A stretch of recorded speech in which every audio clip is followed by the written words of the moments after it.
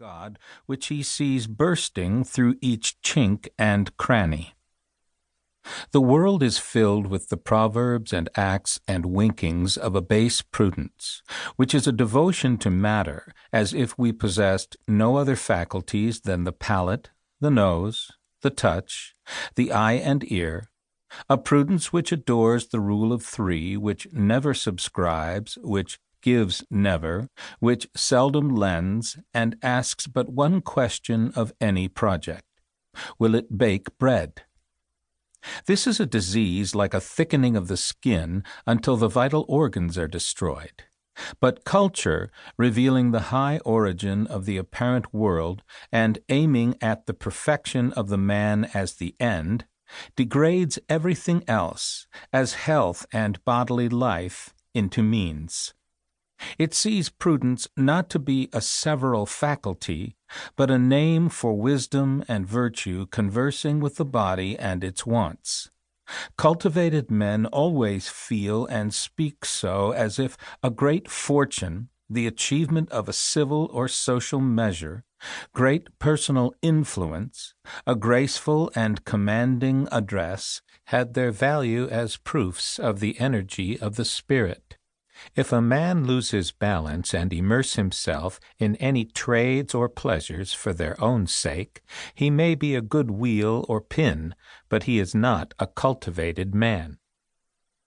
The spurious prudence, making the senses final, is the god of sots and cowards, and is the subject of all comedy. It is nature's joke, and therefore literature's. The true prudence limits this sensualism by admitting the knowledge of an internal and real world.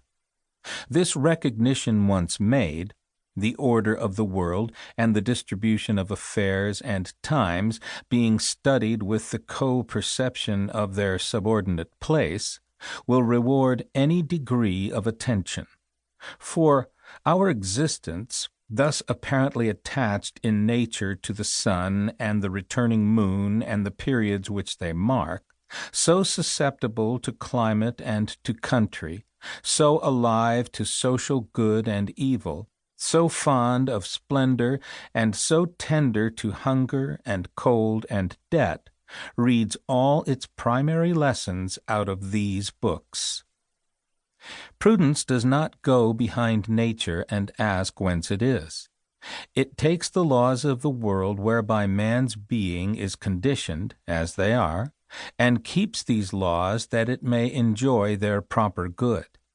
It respects space and time, climate, want, sleep, the law of polarity, growth and death. There revolve to give bound and period to his being on all sides, the sun and moon, the great formalists in the sky. Here lies stubborn matter, and will not swerve from its chemical routine. Here is planted globe, pierced and belted with natural laws, and fenced and distributed externally with civil partitions and properties which impose new restraints on the young inhabitant.